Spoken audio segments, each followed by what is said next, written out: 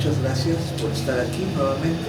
Vamos a dar paso al segundo bloque de nuestro coloquio, segundo coloquio de investigación de trabajos doctorales de los participantes del Seminario Permanente de Filosofía Moderna de la FE Zacatlán, auspiciado por la DEGAPA, PAPIT, IN 402823, la modernidad en cuestión. Tenemos como invitado especial en este cierre al maestro Valente Vázquez Bautista, quien fue egresado de esta FE Zacatlán, ha sido después estudiante del posgrado en la maestría allá en la Facultad de Filosofía y Letras, allá en CEU.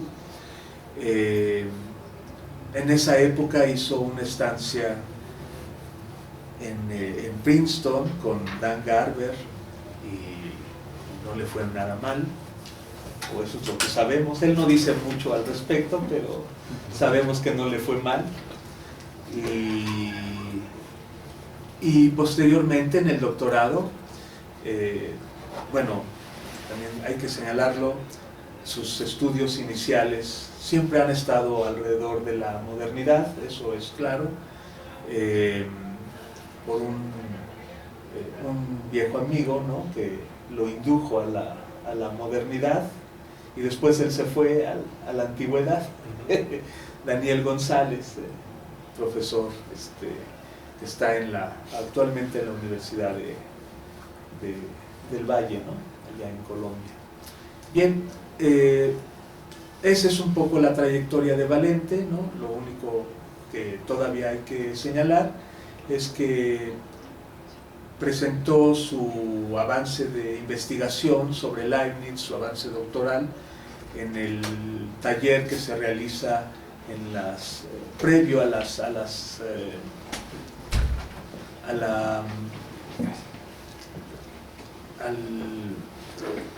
Congreso Leibniz, ¿no?, al Congreso Internacional Leibniz, que se lleva cada 6 años en la ciudad de Hannover. Valente hizo su solicitud, como todo de a pie, ¿no?, y le aceptaron la solicitud, y él llevó, junto con Josué Campa, que está aquí presente y que ahora se va justamente a la Universidad de Granada a hacer su doctorado con los leibnizianos en Granada, ¿no? Entonces, los dos se encontraron, como ven, los dos que son egresados de Acatlán, aunque Josué un defecto había de tener, pues es de la Universidad de Guanajuato, ¿no? No es cierto, no es defecto, al contrario, son las universidades pares, ¿no?, con las que podemos realmente nosotros tener comunicación, ¿no? Y bueno, la comunicación es que está aquí presente, ¿no?, un egresado de la Universidad de Guanajuato, y que es la cosa más curiosa, que estando allá en Alemania, resulta que los dos mexicanos que estaban participando en el taller de Leibniz, es un taller donde van los mejores especialistas dedicados al pensamiento de Leibniz, ¿no? Los dos mexicanos provenían de la FE Zacatlán, ¿no? Entonces estamos haciendo cosas muy buenas. A mí eso me llena de mucho orgullo, y es un gozo enorme el tenerlos aquí. De verdad, Valente, muchas gracias por estar aquí. Han hecho un muy buen papel. Ahora tú te tienes que esforzar todavía mucho más. Josué, no, ya sé que estás nervioso y que no te vamos a dejar dormir, pero bueno, vamos a estar al pendiente, muy al pendiente de ti allá, ¿eh? También te deseamos lo mejor de lo mejor allá en tu estancia doctoral en la Universidad de Granada.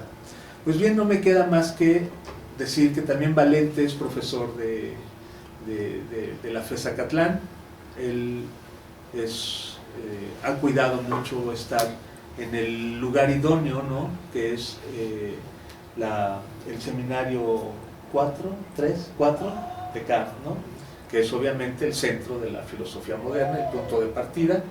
Y aunque ahora en el nuevo plan de estudios tiene otras connotaciones, sigue siendo Valente entonces parte fundamental de los profesores de esta facultad en el área de la filosofía moderna.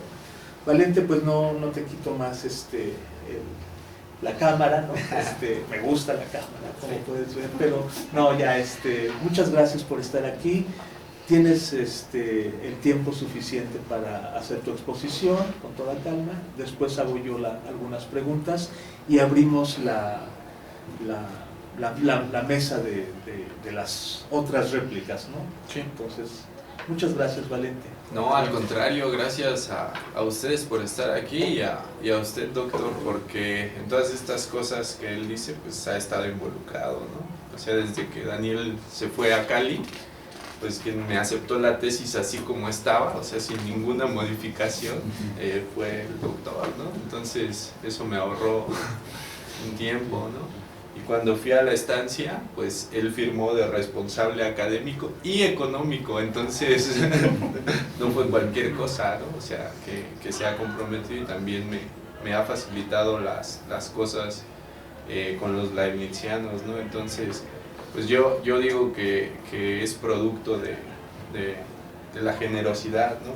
Como diría Descartes, y el trabajo que se han realizado en estos años, ¿no? Desde creo que 2015 conocí a Josué en ese coloquio allá en la Autónoma de Puebla, en honor a este leibniziano Alejandro Herrera, claro, que nos comentó. Ahí también conocimos ahora tu tutor, ¿no? Que es Juan Antonio Nicolás, cuando Josué pues era pequeño y yo más joven, ¿no? Entonces pues, la pasamos igual muy bien allá, ¿no? Entonces ha sido un trabajo que se ha ido generando en la filosofía y también se han ido desarrollando pues amistades, ¿no? Porque pues ahora convivimos ya no solo como pues por la filosofía, sino también fuera de ella. Y bueno, pues me da mucho gusto estar aquí también porque ya es el cierre, ¿no? De estos esfuerzos de este proyecto PAPIT,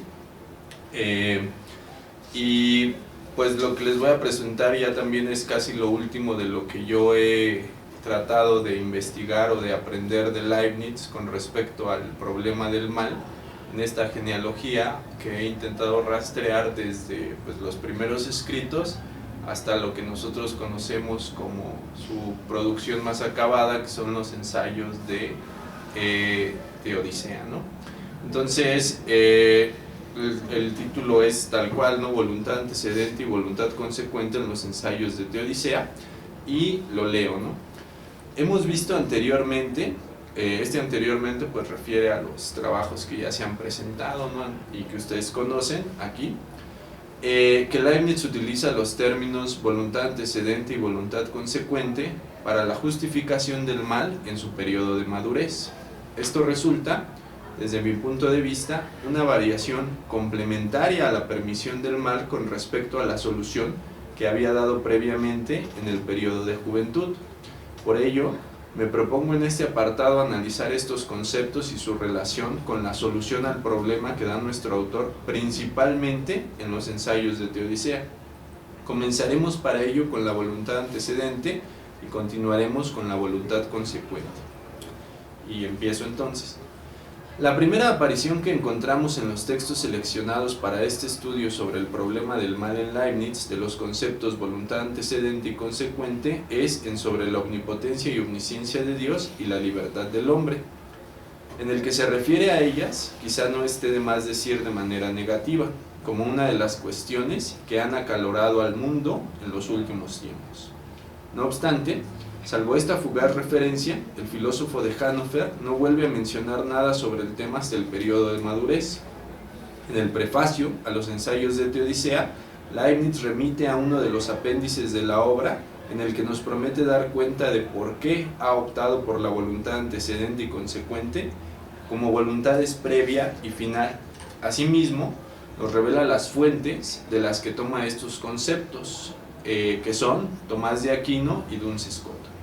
Cabe señalar que, para algunos autores, la incorporación de los conceptos de voluntad antecedente y consecuente en la época de madurez de Leibniz tiene que ver primero con su intento de dar una solución más o menos secular a problemas teológicos como el de la libertad y la gracia, la elección y la reprobación, la predestinación y la condenación, así como con su intento de la reunificación de las iglesias protestantes. por lo que resulta natural en algún sentido la recuperación conceptual de la escolástica previa. Ya en los ensayos de Teodicea señala que para explicar correctamente la permisión del mal tendremos que entender la naturaleza de la voluntad. En primera instancia, debemos saber que la voluntad es una inclinación para hacer alguna cosa en proporción al bien que encierra y que admite grados, lo cual puede significar, primero, que existen distintos grados por los que se puede querer algo, aunque no por el hecho de quererlo con mayor intensidad se llegue a su realización. Asimismo, parece que significa que las voluntades divinas establecidas aquí por nuestro autor tendrán cierta proporcionalidad a los grados de bondad de cada ente posible. Esto es, que deberán coincidir con el deseo de hacer el bien de los entes existentes. Así, se comienza a hablar de la voluntad antecedente como aquella que considera cada bien por separado, por lo que podemos decir que Dios por medio de ella quiere el bien particular de todos los hombres y en esa medida evitar el pecado y la condenación. La voluntad antecedente, dice Leibniz, sería eficaz de suyo, pero falla debido a que no llega a su último esfuerzo, esto por el hecho que se encuentra una razón más fuerte que lo impide. Asimismo, nos aclara que la voluntad antecedente tiene que ver no solamente con una tendencia al bien, sino de igual manera un rechazo del mal y del concurso de todas estas voluntades particulares es como se llega a la voluntad total. Se podría decir entonces que la voluntad antecedente es particular y la voluntad consecuente es universal. De lo anterior se extrae una consecuencia importante. Dios quiere antecedentemente el bien y consecuentemente lo mejor. Leibniz también define la voluntad antecedente como aquella inclinación divina de hacer todo el bien que le sea factible, aunque advierte que no siempre obtiene el resultado completo de esas inclinaciones. Asimismo, nos remite a una controversia sobre la voluntad divina, en donde menciona que algunos no quieren aceptar la voluntad antecedente como una verdadera voluntad, ya que mediante esta, Dios quiere la salvación de todos los hombres. No obstante, también admite que esta voluntad está sometida a la voluntad consecuente, que es la que produce lo mejor para todos, lo cual implicaría que algunos hombres no llegarían a la salvación para que la mayoría sí lo hiciera. Así pues, la voluntad antecedente no es una voluntad decretoria, porque sus propósitos todavía no son infalibles, ya que el cálculo que hace Dios en la voluntad antecedente no siempre llega a su realización en la voluntad consecuente, puesto que, como hemos mencionado, no siempre es lo mejor. En la segunda parte de los ensayos de Teodicea, Leibniz afirma que pese a que Dios pueda evitar aquello que le desagrada mediante su voluntad antecedente, como ciertos males o el pecado mismo, resulta que una vez evaluado todo aquello que tenía que ser evaluado bajo el criterio de lo mejor, no es posible que se mantengan estas intenciones considerando la totalidad. Aunque sea poco adecuado hablar del rechazo u ofensa de Dios del pecado, dado que Dios no puede rechazar nada de lo que existe, se puede entender esto considerando que Dios, mediante su voluntad antecedente, rechaza todo mal, pero especialmente el mal moral. Asimismo, Leibniz nos indica que la voluntad antecedente de Dios desea darles particularmente a todos las gracias que son capaces de aceptar. Así, la voluntad antecedente se caracteriza como una voluntad primitiva cuyo objeto es cada bien y mal en sí, sin ninguna combinación que tiende a impedir el mal y procurar el bien.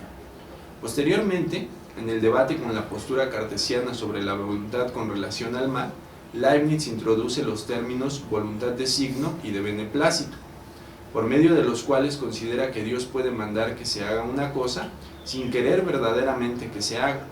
Esto parece que nos estaría indicando que la voluntad antecedente de Dios no es lo que Dios verdaderamente quiere que suceda, por lo cual, considerando los puntos anteriores, Dios no quiere verdaderamente que todos obtengan la salvación.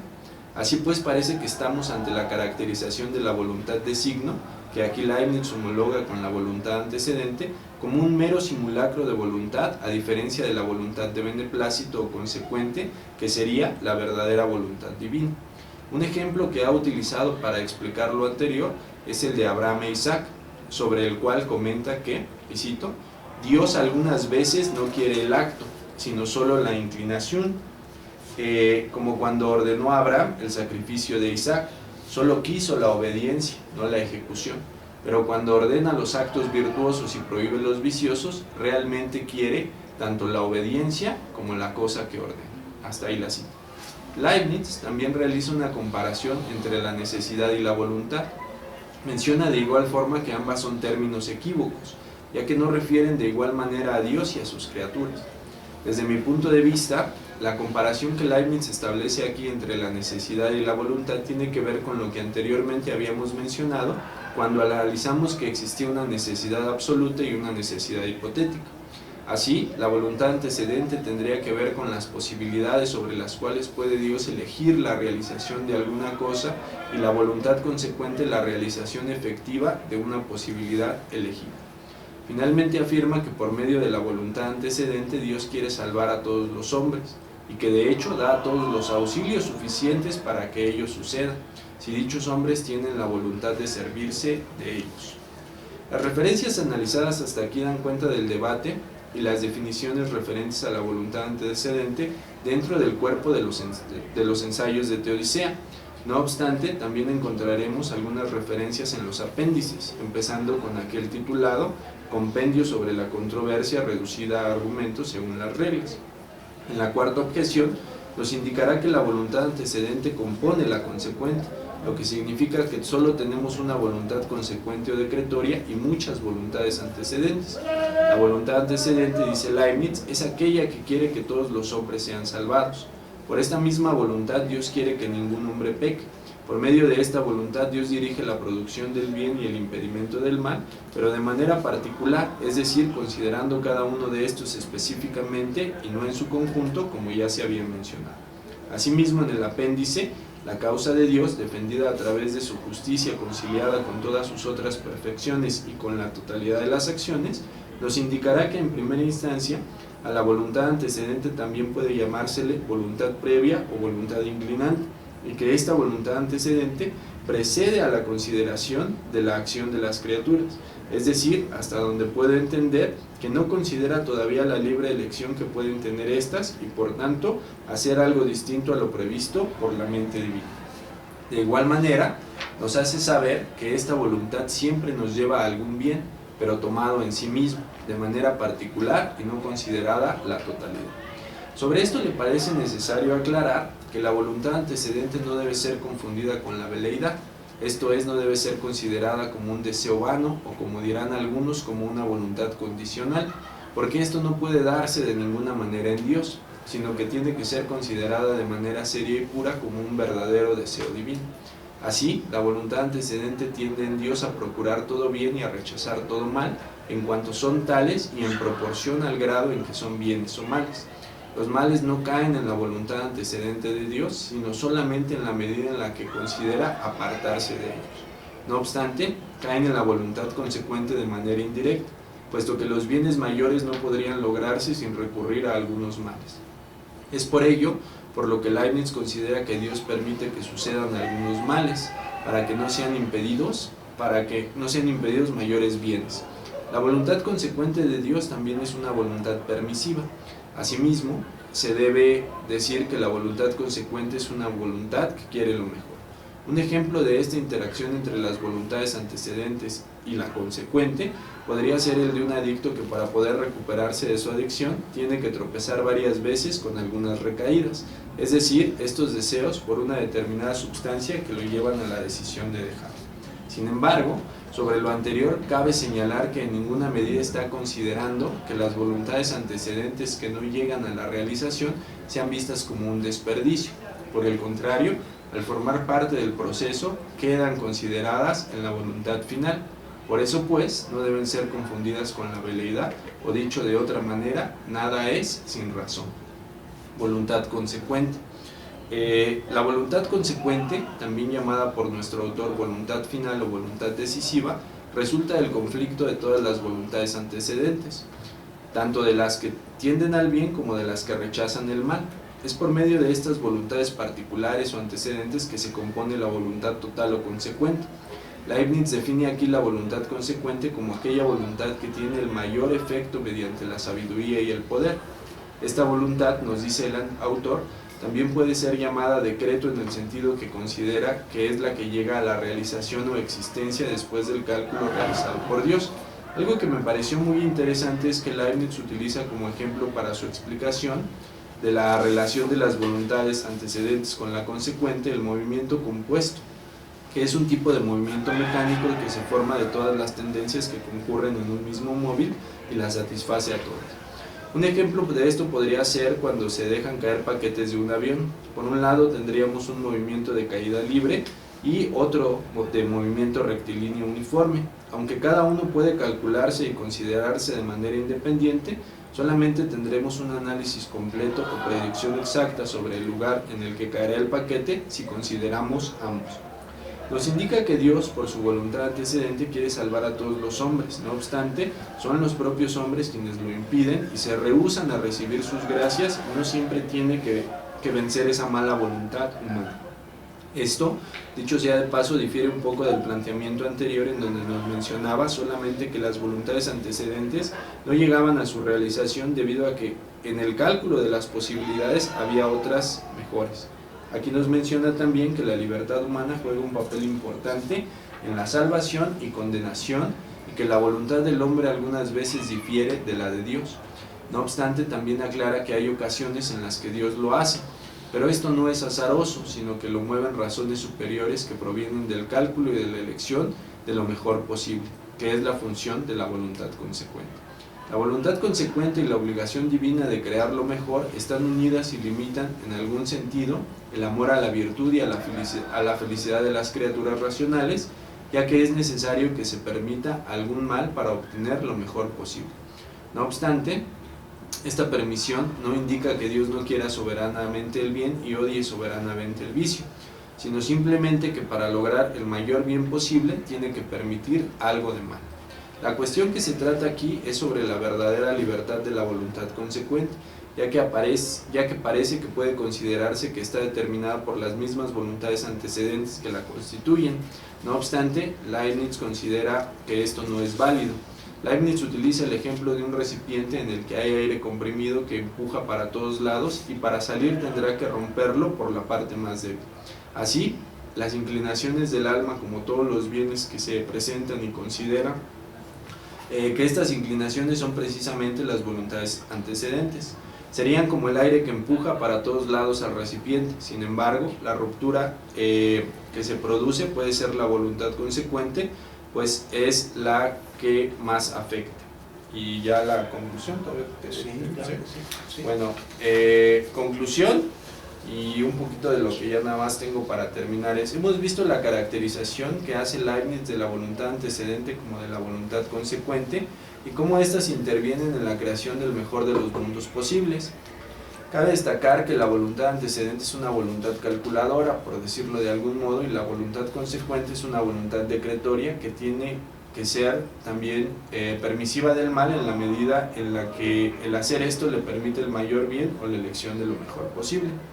Quizá la mejor manera de expresar esta relación entre la voluntad antecedente y la consecuente sea la que utiliza Agustín Echeverría, que dice: Dios quiere que todos los hombres alcancen la salvación con voluntad antecedente, es decir, sin considerar las circunstancias concretas.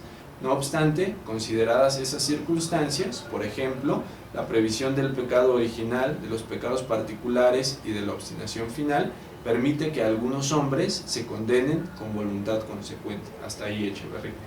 Leibniz utiliza conceptos provenientes de la teología para resolver el problema del mal. No obstante, realiza una interpretación original según los principios de su sistema, lo cual puede notarse en primera instancia en la mayor amplitud del concepto de voluntad antecedente, que ya no solo referirá a los problemas teológicos de la predestinación y la gracia, sino a todos los bienes y males posibles. Así pues, nos encontramos algo sumamente importante en estos pasajes, a saber que la permisión del mal no recae en la voluntad antecedente de Dios, sino que solamente en la voluntad consecuente. Esto resulta importante para la defensa de Dios por el hecho de que nos indica que efectivamente Dios quiere originariamente solamente el bien y rechaza el mal. Yo creo que ahí le dejo. Sí. ¿Estás seguro, Juan? Sí. Sí.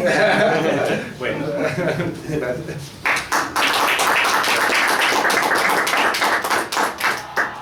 Muchísimas gracias, Valente, por esta exposición, por este avance de tu trabajo.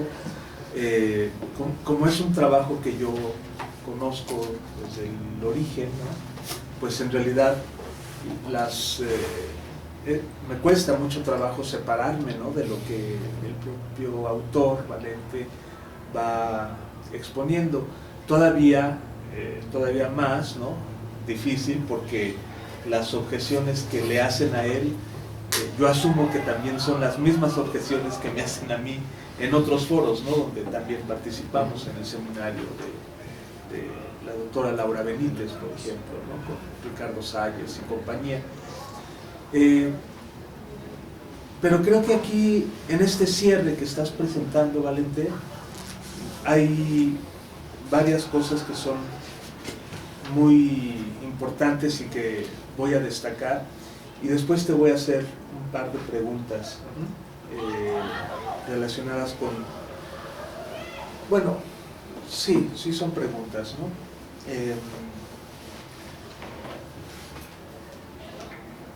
El trabajo de Valente, lo que nos está presentando ahora, ya es casi el cierre, ¿no?, de su investigación doctoral. Y él llega a una clarificación muy importante relacionada con el problema del mal, en una filosofía que, como todo el mundo sabe, ¿no?, está, digamos, encubierta por el motto, el dictum famoso de que Leibniz, el pensamiento leibniziano es particularmente propositivo, optimista y que busca el bien, ¿no? O sea, que siempre busca la idea del mejor de los mundos posibles, ¿no?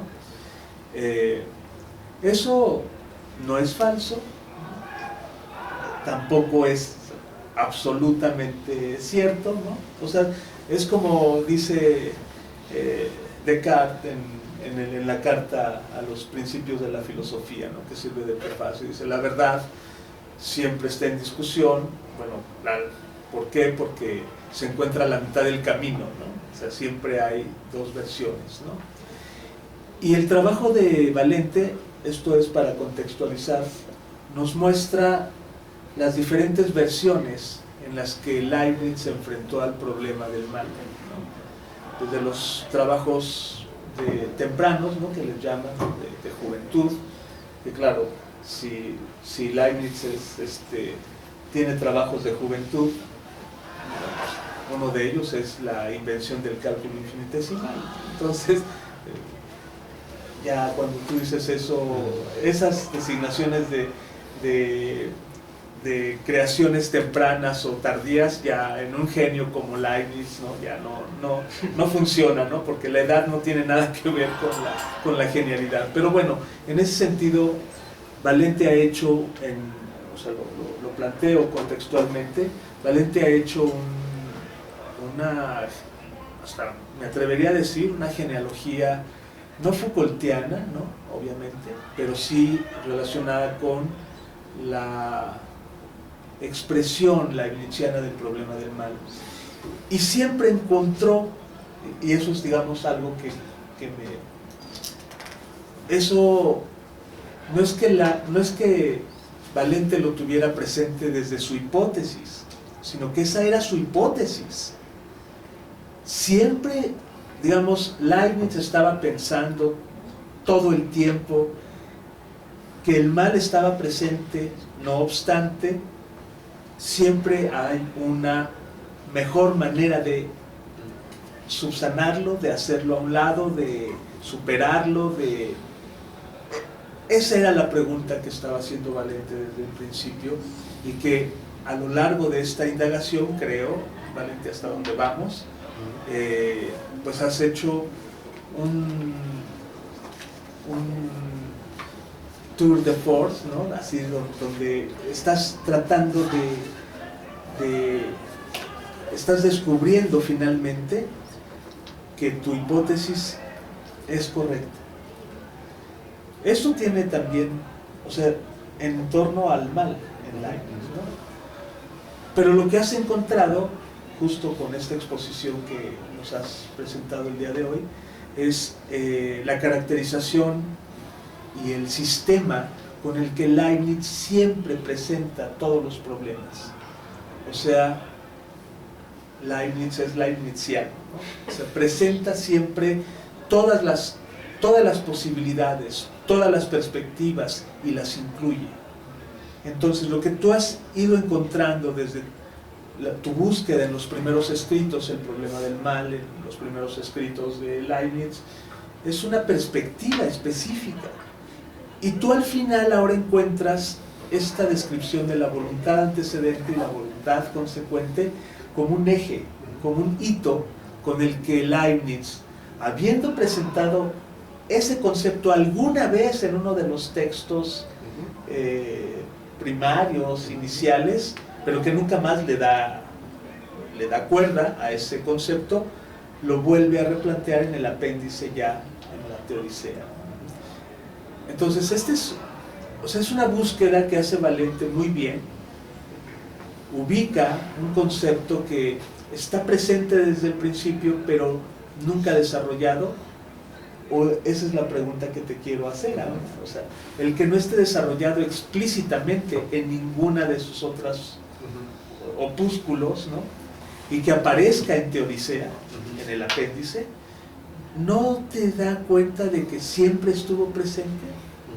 Y que, digamos, lo tuvo presente, pero no era necesario presumirlo, ni exponerlo, sino que justo cuando está presentando la única obra escrita que él publica, porque eso es la Teodicea. O sea, ustedes tienen claro que Kant publicó 3 obras, ¿no? O sea, eso es un hecho, ¿no? Claro, todas las otras cosas, los otros 18 volúmenes de la Academia, pues son los apuntes de fulanito, los apuntes de perenganito, ¿no? Sus notas, etc. De Leibniz sabemos que el único libro que él publicó es este. Y él lo sabía también perfectamente. Entonces, el hecho de que esté en la última obra y única, ¿no? A mí me da la impresión de que estuvo desde el principio. Y en ese sentido, ¿cómo entenderías tú el problema de la perspectiva de los primeros escritos, el problema de la voluntad antecedente y la voluntad consecuente, sin desarrollarlos, hacia la parte final, ¿no? que ahora nos expones? Me parece muy bien, porque esto ya lo has trabajado con objeciones de personas que han hecho observaciones muy buenas, ¿no? Leonardo Ruiz o Ale Velázquez, ¿no? Soraya Monroy, que han estado, pues, en el coloquio anterior, Alonso también, ¿no? En fin, se van sumando, ¿no? Las cosas para mejorarlas. Sí. Eso es lo mismo que hacía Leibniz siempre, o sea, siempre suma todo y las incorpora, o sea, es la sumatoria, ¿no? Es eso, la integral, ¿no? Todo se integra. A mí, esa es la maravilla de Leibniz, pero por otro lado nos conduce a un laberinto. Entonces, en esa experiencia de la maravilla, de la integración de la totalidad, en tu experiencia de la primera vez que aparece mencionado para explicar el problema del mal y la última vez que aparece, ¿cuál es la perspectiva que tiene en uno y en otro caso? Sí. Eso a lo mejor quizás para una parte de tu conclusión doctoral. Ahorita nada más así lo que pienses. Venga. Sí. Esa es la primera pregunta. No, gracias. Sí es importante porque creo que la parte que yo estoy viendo no tiene la profundidad de lo que usted está preguntando, ¿no? Yo veo como en la parte erudita, académica, que en estos primeros escritos de juventud, que este es incluso sobre la omnipotencia y omnisciencia de Dios, que ya hemos hablado de él, que es el único que escribe en alemán, ¿no? Y en el que Leibniz dice, vamos a dejar el lenguaje escolástico porque nos han metido en muchos problemas y nos han metido en discusiones que no tienen salida, y vamos a, o sea, como que tiene más un impulso moderno, regenerativo, ¿no? Y hace una lista de conceptos que son confusos, que no han ayudado en nada, y en esa lista de conceptos aparece solamente así, ¿no? Voluntad antecedente y voluntad consecuente, ¿no? Esto es lo que debemos desechar porque no ha aportado nada, ¿no? Entre otros muchos, ¿no? Este escrito pues nunca se publica, ¿no? En realidad luego viene pues ya la carta Bederkopf, y luego viene su Prototeodicea, ¿no? O la otra gran obra donde se estudia el problema del mal en Leibniz, que es la profesión de fe del filósofo, y ahí no hay ninguna mención, aunque ya hay una postura, digamos, de la permisión del mal, no incluye con la apuesta del diablo. Sí, claro, y muy platónico, ¿no? O neoplatónico, no sé cómo llamarle, en diálogos, ¿no? Y una estructura muy compleja, ¿no? Incluso es que para los que estudian a Pascal y la cosa del diálogo, ¿no? La finura del diálogo, muchos modernos intentaron emular, ¿no? El diálogo como medio, pero Leibniz en esta obra, ¿no? De la profesión de fe del filósofo, hay ahí un diálogo obvio. No te esperes, Adriel, no te esperes que vas a encontrar ahí a un Pascal con la fineza de Pascal, o a un Platón con la belleza de Platón, pero es un diálogo, y Leibniz sí sabía lo que es un diálogo. Entonces, bueno, nada más quería añadir eso para empujarlos a que lean el diálogo de la profesión de fe, ¿no? De Leibniz, ¿no? Es interesante, ¿no? También, perdón. No. Bueno, ahí ya está planteada la propuesta de la permisión del mal, pero no están los conceptos de voluntad antecedente y voluntad consecuente.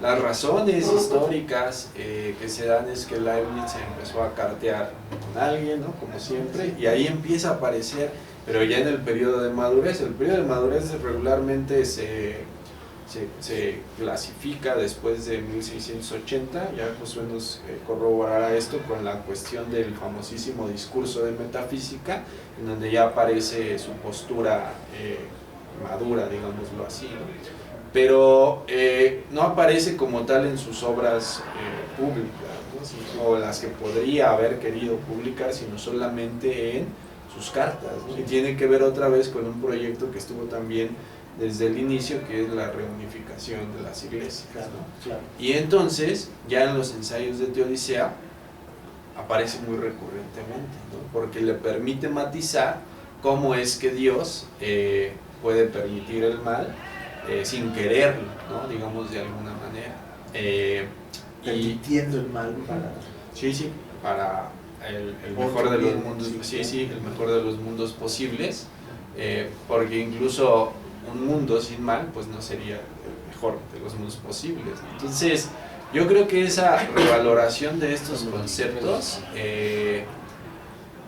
es interesante, y es un cambio, ¿no? que podríamos ver, un contraste que se da en el joven Leibniz y el Leibniz pues ya a punto de morir, ¿no? Casi, pero se pueden explorar más las intenciones. Y justo, ¿no? O sea, quizá esto que usted planteaba de que en realidad no es como que... O sea, es que ahí hay que ver, ¿no? Hay que intentar ver cuál es el verdadero... O sea, porque sí, ¿no? Claramente uno a veces escribe cosas para engañar, ¿no? O Leibniz escribía cosas para engañar a mucha gente, ¿no? O sea, para quedar bien con alguien y demás, ¿no? Entonces es complejo, ¿no? Hay como que profundizar un poco más en eso, pero yo sí vería de entrada y superficialmente un contraste y una variación en la valoración de estos conceptos, en la época de juventud negativa y en la época de madurez pues positiva, y que le permiten matizar mucho más su postura con respecto a la permisión del mal. Bueno, qué bueno que lo señalas ahora eso, porque en el ámbito viendo así ya el panorama completo, ¿no? de la permisión del mal en una obra tan racional como la de Leibniz, ¿no? Y no solo racional, sino con una armonía preestablecida, ¿no? Ese es, digamos, el culmen. El problema finalmente creo que el problema por lo menos en términos teológicos, radica en el asunto de la predestinación y la condenación, ¿no? O sea, y la voluntad está en medio. O sea, finalmente esto para Kierkegaard también va a ser algo muy importante, ¿no? ¿Por qué? Porque el asunto predestinación y condenación y la deliberación, la acción finalmente, la pregunta es, bueno, ¿si es el hombre libre con todo y que Dios haya hecho el mundo, con todo y todo, es decir, el paquete completo, ¿no? O es imposible que el hombre sea libre, o Dios lo hace a ciegas, ¿no? Y ya después lo va arreglando. Ha señalado muy bien la necesidad de hablar de la naturaleza de la voluntad, ¿no? Y que es gracias a la naturaleza de la voluntad en este estudio leibniziano que ha llevado a cabo Valente, que se hace patente los grados del bien. O sea, no es absoluto el asunto, ¿no? Sino que siempre desde la perspectiva humana, por fuerza tenemos que atender a una graduación, y en la medida que uno entienda más la totalidad, bueno, tiene una visión más completa, más cabal del bien también, ¿no? Pero no quiere decir que no nos equivoquemos, que no exista el error, que no, etcétera. Pero cuando tú hablas en esta posición, ¿no? De la tendencia original al bien, que es una manera de entender la voluntad antecedente, ¿no? ¿Sí? El ejemplo que pones es, Dios quiere el bien, o quiere la salvación, dices, ¿no? Dios quiere la salvación para todos, ¿no? Eso lo entiendo. Cuando pasas al ámbito de la voluntad consecuente y señalas que esa es una voluntad decretoria, ¿podrías ampliar un poco, nada más clarificar? Esa es una pregunta de clarificación. Sí. ¿En qué consiste más la voluntad decretoria? O sea, entiendo, decretos, ¿no? Pero, ¿cómo se contrapone a la voluntad antecedente? Si lo pudieras explicar un poco más. Bueno, esa pregunta ha surgido en los lugares donde he presentado este avance y creo que sí tiene que ser más matizada. Y en realidad creo que, bueno, yo le voy a echar la culpa a Leibniz, ¿no? O sea, Leibniz no es tan claro tampoco, y yo no lo entiendo completamente, porque pareciera que yo lo explicaba en algún momento, ¿no? Yo ahorita tengo antojo como de un helado, ¿no? Y en mi mente están como varias posibilidades, ¿sí? Pero cuando ya estoy frente a pedir una solamente, llega a concretarse.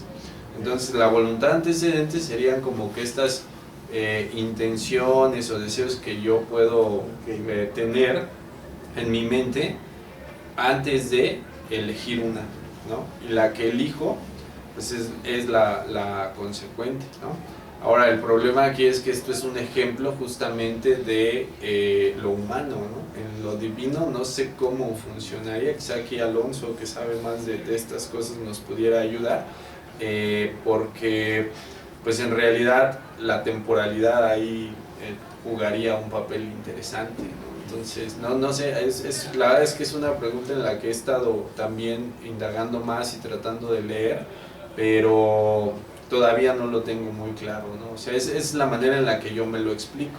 Ahora, en el bien, claro que hay un bien mayor o un sumo bien, pero igual Leibniz dice, ¿no? Con respecto al mal, podemos irnos al infinito, ¿no? O sea, en esta pirámide sin base, o no sé, o sea, el mal puede ser degradación. Sí, claro, pero el bien, sí hay un sumo bien o bien mayor, que es lo que estamos experimentando.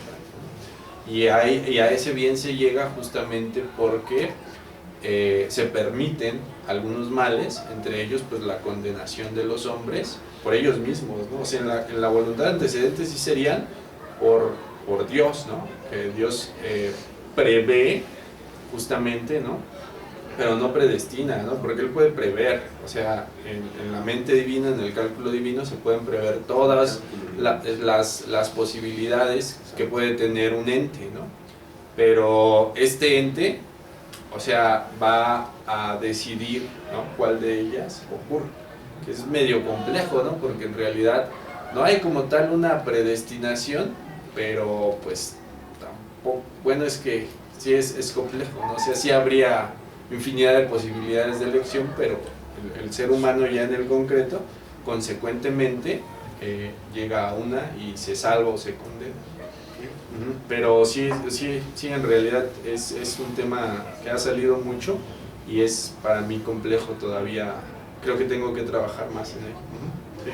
Bueno, gracias. Gracias a ti, Valente. Yo creo que es algo que sí vale la pena que aclares con un poco más de tiempo, incluso en tu tesis, ¿no? Sí. Porque es ahí donde ha salido. Pues, pero así como a mí me queda claro que al respecto Leibniz no tiene, frente a la perspectiva del intelecto humano y la perspectiva del intelecto divino, no tiene sino una serie de aporías, ¿no? Porque obviamente estamos limitados, o sea, justamente, o sea, por definición, no podemos medir, estamos áporos, ¿no? O sea, no podemos medir la comprensión cabal, ¿no? Y eso es, bueno, es interesante como Leibniz, no obstante, conduce dentro de todas las perspectivas a la, ¿cómo decirlo?, a la inmanencia de un orden. Es decir, hay un orden interno en todo eso. Una armonía. Una armonía, exacto, ¿no? Entonces, que bueno, ese es, ya, pero ese es para para el postdoc, ¿vale? Ya, por último, ¿de qué año es? Es una pregunta. ¿De qué año es lo del compendio? ¿Tú te acuerdas más o menos? ¿Cuál compendio? El compendio al que hiciste referencia. Después. ¿Cuál será? Estás argumentando sobre la voluntad antecedente. Ajá.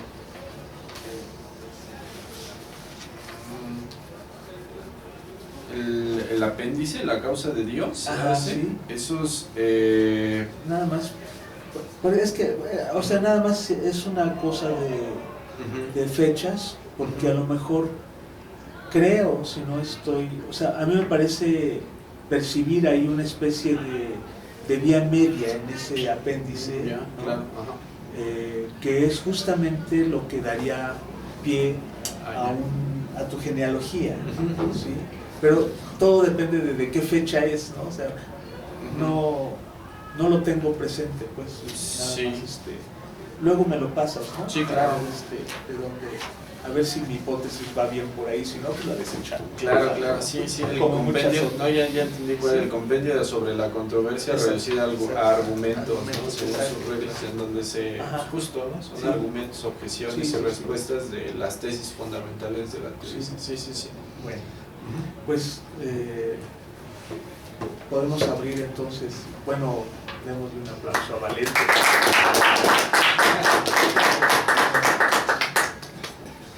¿Alguna consideración que quieran preguntarle a Valente? Bueno, justo nos comentas que como del cambio de la perspectiva respecto del uso de estos dos conceptos, y digamos la intención al inicio es separarse de ellos y con ellos se entiende de la escolástica y después, bueno, reintegrar por un proyecto político, religioso, ¿no? Entonces retoma la escolástica y si es o no importante, pues es una duda tal cual de cómo lo estás trabajando en la tesis, para ti volver al origen de esos conceptos en la escolástica, pues, ¿no? Por ejemplo en Tomás o en algunos otros. Porque quizás ayude a esta última cuestión que estaban comentando, pues sí, ¿no? De entender la particularidad de esos conceptos y la distancia o no que hay respecto a estos conceptos como uso humano, digamos, y cómo en realidad funciona en Dios y y esto, ¿no? Son discusiones que yo creo que están ahí presentes en la escolástica y quizás, digamos, o sea, yo sé que Leibniz es maravilloso y genial, pero pues también me roba bastante, ¿no? A los medievales. Sí. Entonces, digo, no está mal evidenciar en dónde, ¿no? Sí. Valente sí lo señala, ¿no? Duns Scoto, ¿no? Obviamente, ¿no? Claro. Entonces, sí, solo como ves, ¿no? Sí, igual comentar, si nos puedes comentar un poco más. Sí, cómo sí, gracias. Fíjate que acá estaba checando que se recuperan estos conceptos a finales de la década de los 90, ¿no? Justamente en otro intento de negociaciones diplomáticas por reunificar las iglesias protestantes, Pues en ¿no? 1690. 1690. Ajá, 90,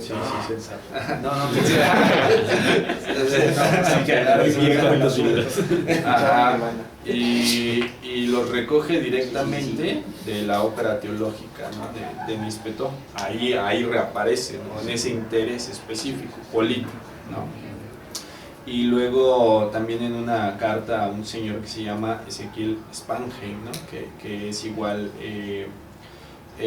pues uno de los corresponsales de Leibniz, pero también hace, o sea, lo retoma en estas mismas fechas, por ahí ya de 1701, 1706, en los comentarios que hacía un texto, ¿no? Que se llama Exposition of the 39 Articles of the Church of England de Gilbert Burnet, ¿no? Entonces eso sería como que lo que podemos tener, o los que saben de Leibniz han rastreado, ¿no? Del resurgimiento. Leibniz mismo, y bueno, tu pregunta, se ve que eres experto en el medievo, porque el otro medievalista que conozco me preguntó exactamente lo mismo, ¿no? Y me dijo en dónde buscar, ¿no? Pero, o sea, Leibniz sí es muy, o sea, en los ensayos de Teodicea aparece la referencia, ¿no? Aunque es tramposo, porque esa referencia, o sea, y creo que tú me podrás ayudar en eso, no es el verdadero lugar donde se tendría que buscar el problema de la voluntad antecedente y consecuente, por lo menos en los dos autores que menciona, ¿no? Que es Duns Scoto, en Santo Tomás, pues la Suma Teológica, ¿no? Cuestión 19, 6, ¿no? Y en Duns Scoto, en Sentenciarum, ¿no? Que es la Disputatio 46 cuestiones, ¿no? Entonces, en estas cuestiones son las en donde Leibniz nos hace referencia, pero, o sea, como tú dices, ¿no? O sea, la verdadera dirección es en nota, entonces ahí también es medio complicado. Yo creería que Leibniz nunca dejó de ser medieval, ¿no? Y que justamente su intención al final es hacer esta conciliación, ¿no? entre lo medieval y lo moderno. Pero a favor de la interpretación católica. Sí, a favor de la... Sí, bueno, claro, sí, efectivamente, ¿no? O sea, en esta lucha, él sí se... Es que también es tramposo, depende de con quién esté dialogando. Tomás tiene un estudio sobre eso, ¿no? Sí. Impactante, ¿no? Pero sí, claro, o sea, parece que sí, digamos, ¿no? Abiertamente parece que sí. Sí, pero... Ahora, entonces, claro, sí, gracias, sí. una observación nada más, creo que le contestas bien, bueno, corresponde, no es respuesta, sino se está armando un buen puente en lo que te preguntaba Alonso. Pero a ver, si ustedes, los que le han dado más vueltas a la Teodicea, ¿no? Se supone, hasta donde yo sé, todas las citas que pone ahí en Teodicea, la cita de memoria. O sea, no es que fuera, a ver, voy a sacar así, ¿no? Para ver la edición, ¿no? No, o sea, se la citaba de memoria. Entonces, a lo mejor ahí también, claro, el hecho de que es como, o sea, para este caso específico del detalle que ustedes estaban comentando, donde se habla de la obra, de la relación con la escolástica, así, inmediata, ¿no? O sea, no hay vuelta de hoja. Y por supuesto que lo tiene clarísimo Leibniz. O sea, Leibniz no es acatleca, ¿no? Que se le olvide de qué libro, en qué parte específica está citando, ¿no? O sea, él lo tiene así. Sin embargo, cuando tú dices que, pero es mañoso porque no es ahí de donde de veras está refiriéndose, ahí es donde me salta a la vista que tiene otra intención. Ese es un señalamiento que tiene otra intención. Y que, bueno, por supuesto, no te vayas a clavar en eso, pero porque entonces nunca acabarías la tesis, ¿no? Pero básicamente aparece, emerge, digamos, estas maneras de las que hablábamos un poco en el trabajo anterior, en el de Jonathan, de que hay cosas que no se tienen que decir explícitamente, ¿no? Que merecen más cuidado, ¿no? Pero bueno, creo que sí. Muchísimas gracias, Valente. No sé si hay alguien que quiera señalar una cosa más. Yo solo una señal. Igual, Josué Lampa, de la Universidad de Guanajuato, que se va ahora a Granada, precisamente. Lo que decías al final, ¿te refieres a Leibniz como que tiene un sistema? No te vayan a querer... Bueno, quizá te pidan que lo expliques, ves que lo normal es que dicen que no hay un sistema tal cual, que no lo logró. No sé si optes por quizá hablar de aparatos, órganos, como Bernardino, que habla de órganos y organismos para esta armonía que llega a unir todo el... Bueno, lo que se entendería como un sistema de todas las formas de estudiar el mundo que tenía Leibniz. Eso me causó curiosidad. Y otra cosa, pues ves que yo veo muchas de las cosas como dibujitos. Sí. Cuando hablas de esta voluntad consecuente y antecedente, o sea, sí es en el humano, en que cuando llega, digamos, a su particularización completa, a la particularización. Pero la voluntad divina y el plan divino, ¿cómo lo podríamos dibujar? Como una, bueno, que yo me lo imagino como una cascada o como un río que está aventando todo, y todas las cosas, y hablemos por decir, a lo mío, los fluidos, los sólidos, o el hombre, tienen cierto tipo de resistencia a esa voluntad divina. Entonces la voluntad divina de cierta forma se resiste o encuentra resistencia en eso, como si fuera, digamos, un río, una cascada.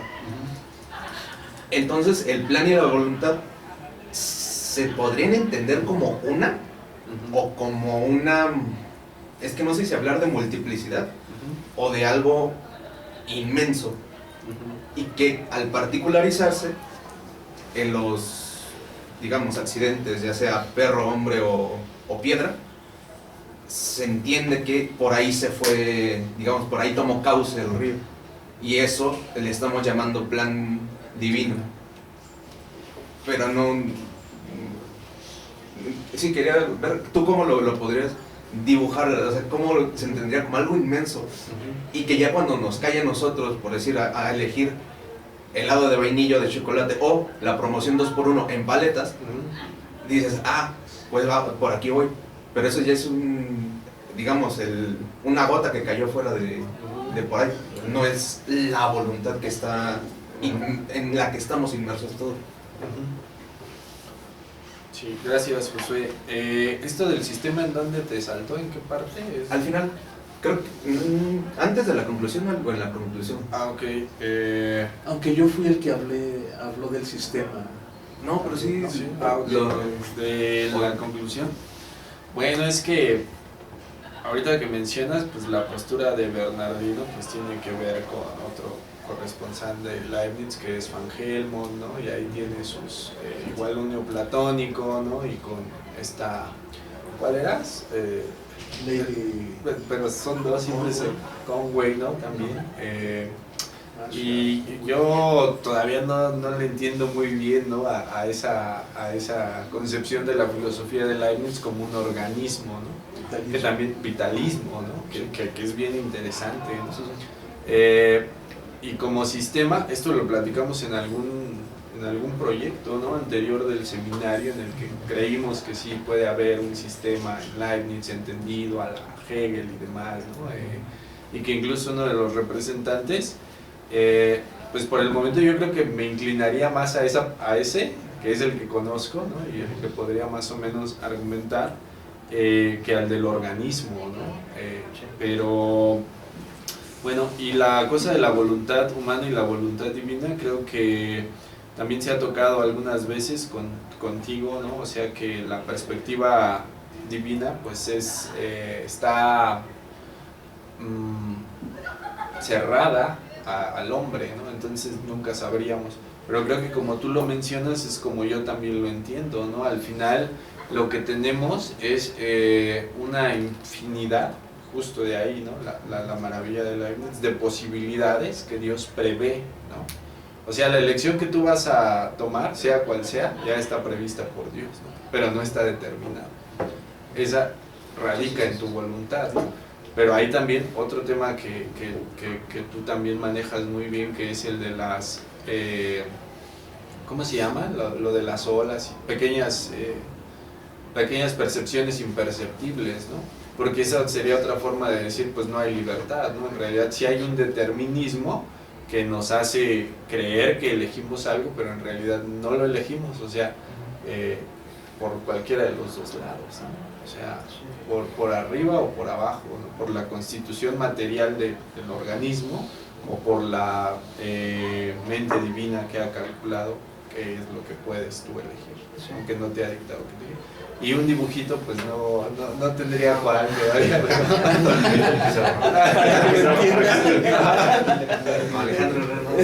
Sí, todavía no llegamos a eso, sí, pero gracias, Josué, me sirve mucho.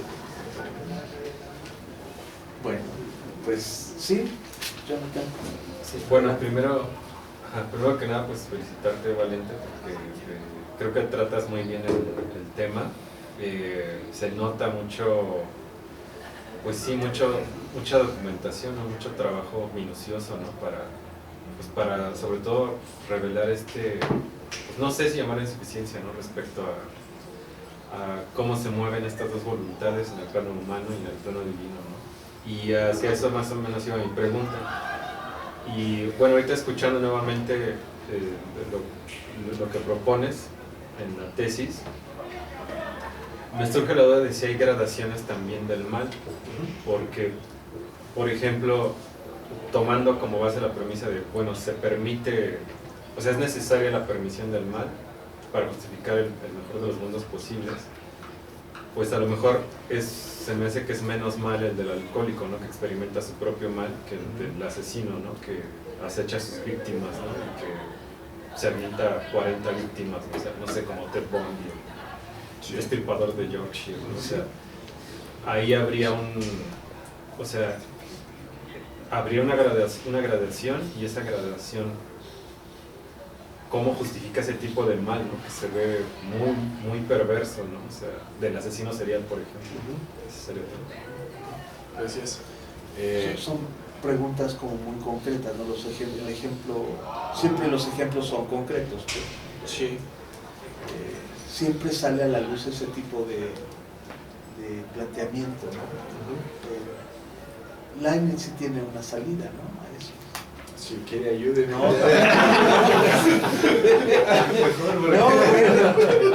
No, es que un poco, no, mucho mejor es el asunto otra vez de la voluntad. Sí. O sea, porque todo depende, ¿no? De cómo estás entendiendo o sea, no es la reacción en el sentido del organicismo, ¿no? Al que se refería Josué, en el vitalismo de la naturaleza y de la totalidad de las cosas, que también está relacionado. O sea, es que yo recordaba ese episodio, ahorita ya ven que no me acuerdo del parágrafo, ¿no? Pero está de la relación entre las sustancias del alma y el cuerpo y la armonía que hay entre ellas. En uno de los parágrafos, hablando del organicismo, ¿no? Y del vitalismo de las cosas en la naturaleza, habla precisamente de lo que algunos modernos no aceptan del medievo ni de la antigüedad, que son las formas, ¿no? Las formas de Aristóteles. Entonces, el replanteamiento de Leibniz relacionado con la gradación del mal, por ejemplo, en los casos particulares, o con que se sostengan las piedras y no se vengan abajo, o sea, cosas que parecen ser de fuerzas, ¿no?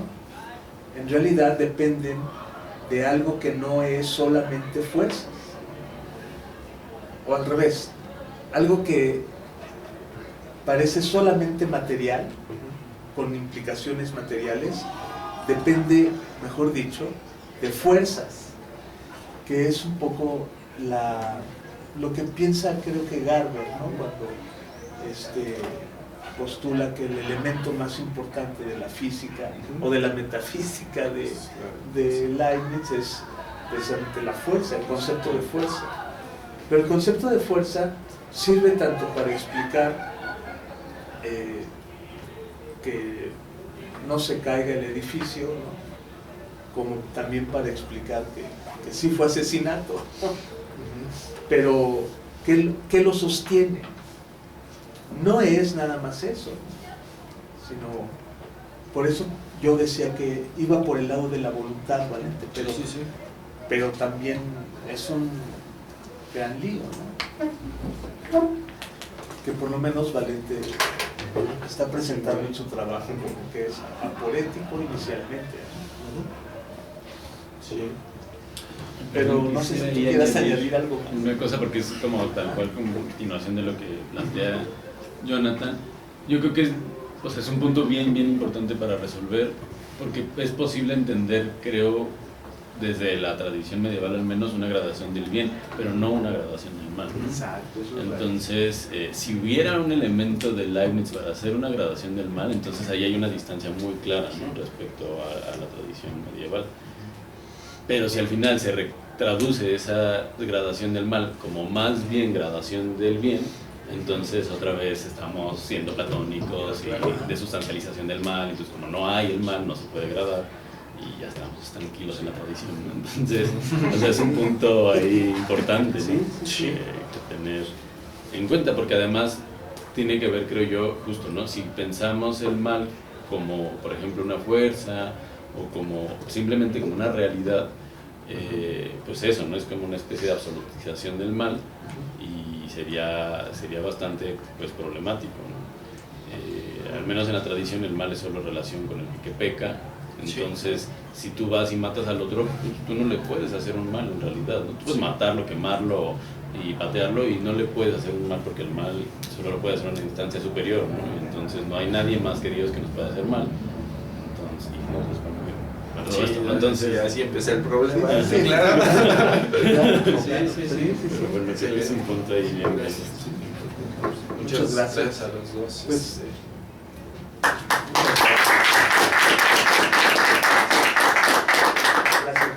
muchas gracias a todos. Les recordamos que, bueno, hemos llegado al fin de este ciclo, ¿no? De este coloquio de investigaciones de trabajos doctorales de los participantes del Seminario Permanente de Filosofía Moderna de la FES Acatlán, ¿no? Que esto es muy importante. Le agradecemos a todos los asistentes su puntualidad, su estar aquí, su apoyo, las lecturas que hicieron, sus preguntas, sus respuestas, y también, sobre todo, pues a las autoridades que hacen posible todo esto, ¿no? Muchísimas gracias. Arturo, muchas gracias por apoyarnos, ¿no?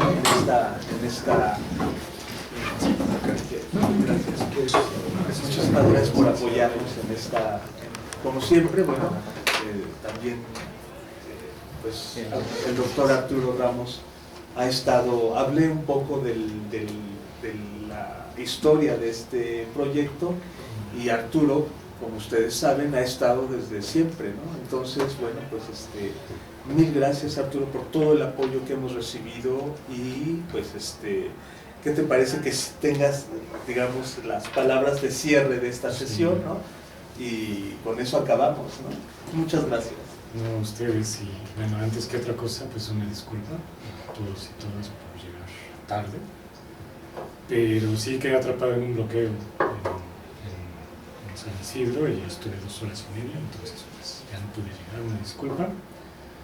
Pero bueno, felicitarles a todos y a todas por la participación en este seminario, que como decía Luis, ya llevamos mucho tiempo entre todos organizándolo, y creo que con el paso de los años, muchos años ya, ha aumentado su calidad, tanto en términos de estudiantado más interesado, como de colaboradores como más continuos y persistentes, temas mucho más finos. En fin, el seminario ha aumentado mucho su presencia, su renombre, y pues le auguramos que va a seguir estando muchos años más, gracias al trabajo de todos, ¿no? Pues, muchas felicidades y pues hacemos entrega de las constancias. Muchas gracias. Son muchas, entonces, bueno, Gracias. aquí está Ernesto, otra para Luis. Yo puedo guardar todas las que no, para entregarlas o enviarlas, ¿no? A quienes no están.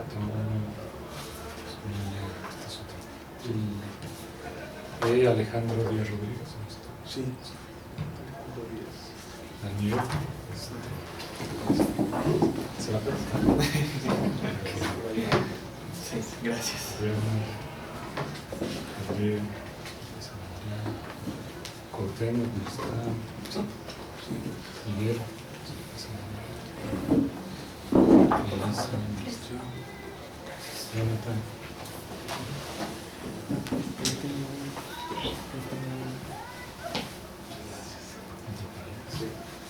Alonso.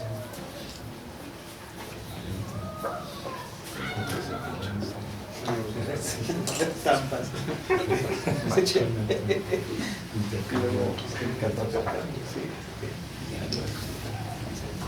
Bueno, pues muchísimas gracias a todos.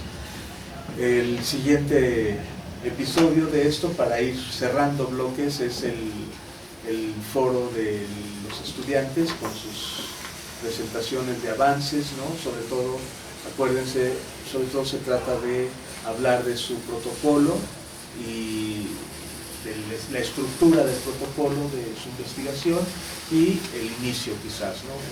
Una pauta, y no se espanten. La idea es que construyamos aquí en este foro el avance de sus investigaciones. Así que pues, muchas gracias y nos vemos para el próximo foro, ¿no? Hasta pronto. Gracias.